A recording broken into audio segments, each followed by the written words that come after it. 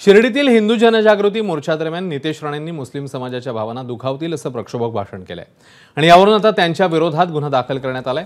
चिथावणीखोर वक्तव्य केल्याप्रकरणी अहमदनगर आणि श्रीरामपूर पोलीस ठाण्यामध्ये गुन्हा दाखल झालाय। तर नितेश राणेंनी केलेल्या वादग्रस्त वक्तव्यावरून विरोधकांनी जोरदार टीका करत त्यांना चांगलंच घेरलं। तर नितेशला समजावलं असून सर्व मुस्लिम सारखे नसतात असं नारायण राणे म्हणतात। जो भाषा में समझता है ना वो भाषा में धमकी देके जा रहा हूं।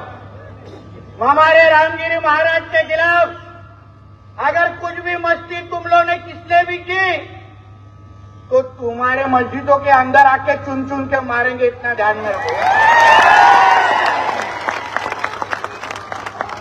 ये करने वाले हैं, आपको दंगे चाहिए ना महाराष्ट्र में चुनाव जीतने के लिए। जब तक ये दंगे नहीं करते चुनाव को सामने नहीं जा सकते। इसीलिए हर मुद्दे पर ये हिंदू मुसलमान, भारत पाकिस्तान ये करना चाहते हैं। ये मन से हार गए हैं और डर गए हैं। जो करना है कर लीजिए। महाराष्ट्र में महाविकास आघाडी की सरकार आ रही है।